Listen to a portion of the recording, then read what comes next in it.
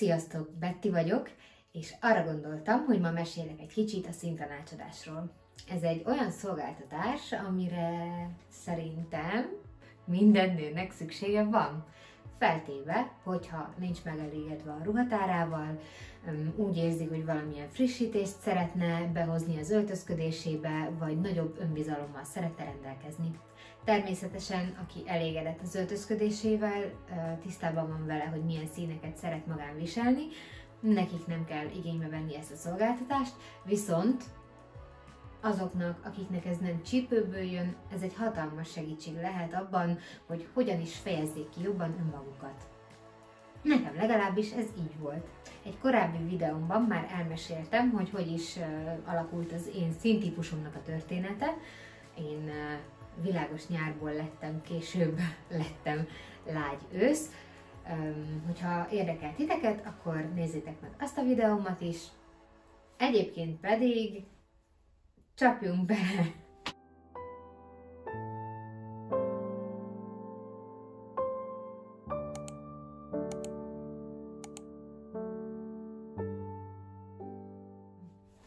A színtanácsadás az egy olyan szolgáltatás, ami abban segít neked, hogy megkeressük együtt, hogy melyik színek állnak neked a legjobban, mik azok, amik a leginkább kiemelnek, amik a leginkább harmonizálnak veled, és amikben természetesen is szép vagy. Nagyon fontos az, hogy te is lásd ezeket a különbségeket, hogy egy-egy szín mit változtat az arcodon, milyen hatással van a bőrtónusodra, ugyanis utána neked kell majd azt beépíteni az öltözködésedbe. És zárójelbe itt megjegyzem, nem kell, tehát nincsenek kötelező dolgok, nincs színrendőrség, ahogy mondani szoktuk, és a színtípus nem kalitka. Itt az a fontos, hogy egy irányt kapsz, és tudni fogod azt, hogy amikor vásárolsz, akkor melyik polchoz menj oda, és melyikhez egyáltalán ne is közelíts, mert valószínű, hogy nem az a szín fog téged a leginkább kiemelni. És megint csak annyit építesz be az öltözködésedbe, amennyi neked jól esik. Azt a színt fogod ezek után viselni, ami neked jól esik. A fontos, hogy a folyamat során meglátod azt, hogy mit kell nézni, milyen hatásokat kell figyelni, és ezek alapján te döntöd el azt, hogy beszeretnéd építeni ezt az öltözködésedbe, vagy nem. Van nekünk 4 évszaktípusunk, tél, tavasz, nyár, ősz, ezen belül pedig mindegyiken belül van 3 altípus. Így van összesen 12 típus. Ezek közül az egyikbe kapsz besorolást egy színtanácsadás után. Nos, mi történik, amikor elmész egy ilyen szolgáltatásra? Vagy zárójelben, amikor elmegyek hozzád, mert arra is lehetőség van, hogy házhoz megyek, és így a saját otthonod kényelmében figyeljük meg ezeket a változásokat. Tehát találkozunk, az elején van egy beszélgetés, amikor elmagyarázom neked azt, hogy a színek milyen tulajdonsággal rendelkeznek, elmondom azt, hogy mit kell majd nézned a bőrödön, beszélünk a hideg-meleg színek közötti különbségről, és egyéb színtulajdonságokról, így amikor odaülsz a tükör elé, akkor már valamilyen szintű ismerettel fogsz rendelkezni. Ezek után le fogjuk fedni a hajadat, és le fogjuk fedni a ruhádat, mert nem szeretnénk azt, hogy ezek bezavarjanak, így csak a bőrtónusodat fogjuk nézni, és hogy reagál az egyes színekre. Fölrakok mindenféle színes kendőt ide a nyakadhoz, egyesével húzom le szépen őket, és együtt megfigyelhetjük azt, hogy a kendők váltakozása során hogy váltakozik az arcbőr. Ez így lehet, hogy elég furán hangzik, de higgyétek el, hogy durván sokat tud változni, és amíg nem rakjuk egy ilyen megfelelő sorrendbe ezeket a színárnyalatokat, és nem egymáshoz hasonlítjuk őket, addig nem fogja látni az ember. Egyébként arra is fel szoktam hívni a figyelmet, hogy ezek nem kategorikus választások, hanem inkább lehet elképzelni őket skálaszerűen. Tehát vannak jobb árnyalatok, és vannak kevésbé jó árnyalatok. És rajtad múlik az, hogy mit választasz, ami jobb neked, vagy jóban vagy azzal is, ami kevésbé jó. Abszolút szabadság van, igazából ez egy olyan dolog, ami irányt ad az öltözködésben. aki megszereti a saját színtípusát, és megérti azt, vagy meglátja azt, hogy változik tőle az arca, az valószínű, hogy előszeretettel fogja beépíteni a ruhatárába, de olyan is van, hogy éli tovább az életét ugyanúgy, gazdagodott egy ilyen tudással, de az is lehet például, hogy nem megfelelő szolgáltatót választott, és nem megfelelő eredményt kapott. Amit fontos megemlítenem az, hogy két irány van jelenleg a színtanácsadásban, van egy régebbi iskola, és van az új hullámos színtanácsadás, talán már hallottál róla.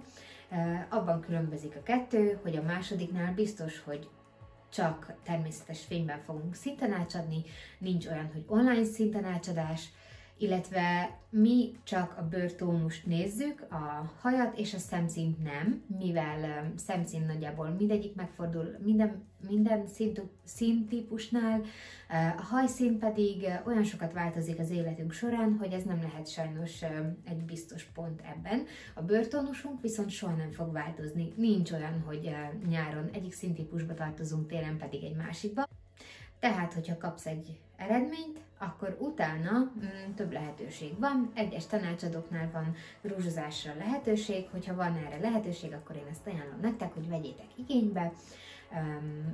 Egyébként pedig, amikor házhoz megyek, akkor én át szoktam nézni a ruhatáratokat, hogyha erre van igény, és akkor együtt átbeszéljük, hogy melyek azok a darabok, amik már eddig is jók voltak, illetve azok a darabok, amik kevésbé jók, azokat pedig hogy tudod vagy feldobni egy kicsit úgy, hogy passzoljon jobban a színtípusodhoz, vagy mivel tudod őket kombinálni, hogy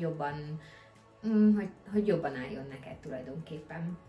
Összegezve tehát, a színtanácsadás az egy olyan szolgáltatás, ami egy eszközt ad a kezedbe, ami által jobban megtanulod kifejezni önmagadat. Ez azok számára fontos leginkább, akik csípőből nem biztos, hogy ráéreznek, viszont egy ilyen löket vagy egy irányadás segítségével viszont sokkal jobban ki tudnak teljesedni az öltözködésükben is. Igenis, ebben is sok önismeret van, tehát ez nem feltétlenül mondanám egy ilyen úri hóbortnak, inkább mondanám a tudatosság felé vezető útnak. Ugyanis az, hogyha tisztában vagy vele, hogy mik azok, amik a legjobban állnak, időt és pénzt is tudsz megspórolni, mert nem fogsz olyan színű ruhákat megvásárolni, amit tudod, hogy egyébként sem állnak jól. Hogyha nem az a cél, hogy mondjuk elmégy az orvoshoz és beteget jelents. De ezt csak zárójelben mondom, és félig viccelve. Egyébként ajánlom mindenkinek, aki szeretné egy kicsit jobban megismerni magát, aki szeretné felfrissíteni a ruhatárát, aki egy változás után van, és azt érzi, hogy egy új önmagát szeretné megkeresni, vagy újra felfedezni, esetleg aki a nőiességét szeretné újra felfedezni, jönnek hozzám egyébként gyermekágy mellől is, vagy szülés után is, mert olyankor végképp azt érezheti egy nő, hogy kicsit elvesztette önmagát, és hogy újra meg szeretné találni a nőiességét. Nyilván nem ez fog csodákat tenni, emellett biztos, hogy szükség van egyéb más önmunkára is, viszont az is biztos, hogy egy nagyon-nagyon jó lépés a tudatosság és az önbizalomra, és az önbizalom útján. Hogyha felkeltette az érdeklődésedet, akkor megtalálsz engem Instagramon a Színjáték à la Betty néven, illetve Facebookon Színjáték, Máté Bettina színtanácsadó néven.